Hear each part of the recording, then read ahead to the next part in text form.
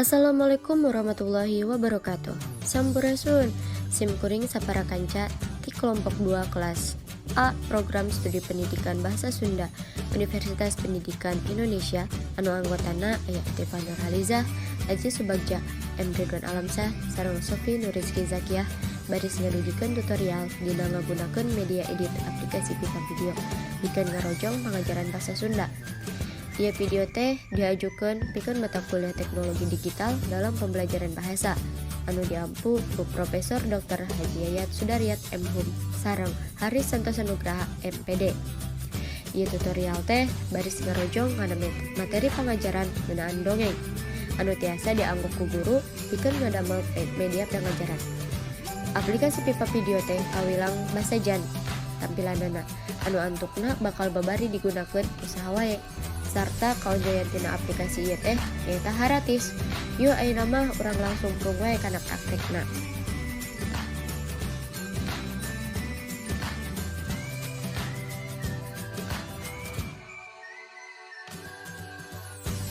Anu kahiji, urang kudu ngunduh heula aplikasi Pipa Videona, buka Play Store terus pilari Pipa Video.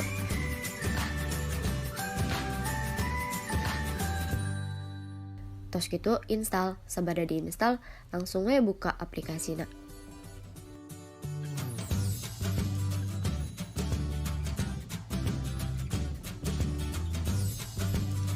Tos kitu tuluy pilih video anu aya dina galeri HP.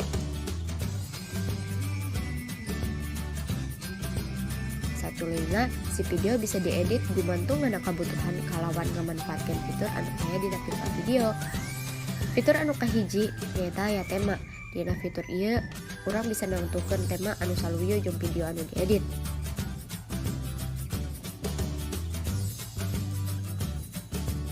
Anu kadua aya fitur buat. Dina fitur ieu video bisa diedit panjang pondok waktuna.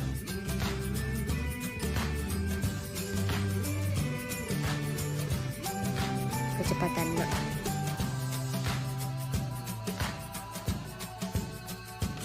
ukuran frame-na, ngatur volume video, nambahkeun transisi di awal jeung di akhir,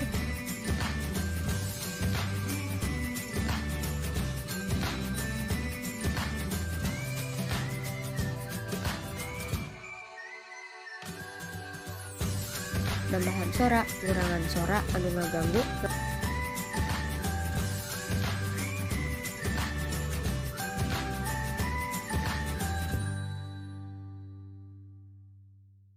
ngaganti urutan video sarta ngaganti latar dina video anu diedit.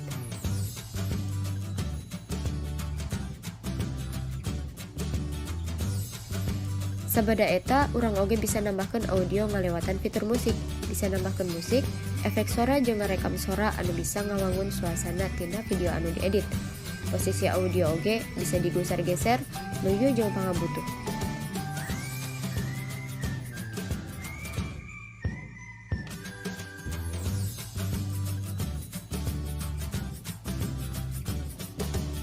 Aya oge fitur teks anu bisa nambahkeun tulisan ngana video.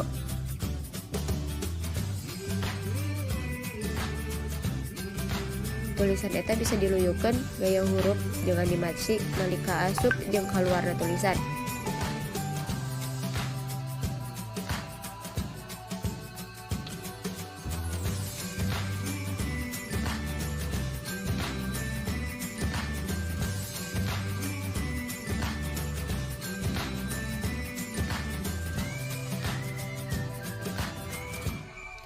Salajengna urang oge bisa milih filter anu ditempatkeun dina awal video atawa di akhir video.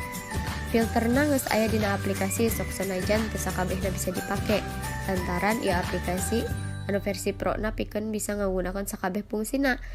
Salian tinambahkeun filter, hideup oge bisa nambahkeun stiker dina video anu rek dijieun dumasar kahayang jeung kabutuhan.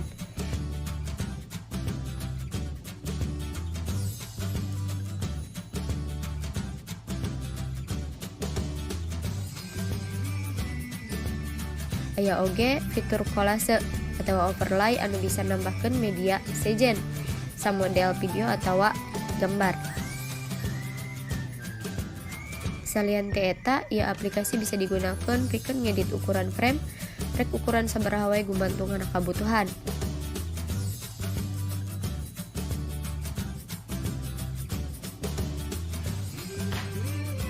Seumpama beres ngeditna, video teh bisa disimpan ku cara klik tulisan simpan. Tapi resolusi anu bisa dipakai pikeun aplikasi anu haratis mah ngan resolusi 480 pixel, anu 720 pixel jeung 1080 pixel mah ngan saukur bisa dipakai ku aplikasi anu pro. Nah, kitu kurang leuwihna sapertos kitu tutorial kumaha cara ngedit video nggunakeun aplikasi Pipa Video. Hatur nuhun ngana perhatosanana, mugia tina naon anu tos didugikeun biasa janten manfaat kanggo urang sadayana. Hatur nuhun. Wassalamualaikum warahmatullahi wabarakatuh.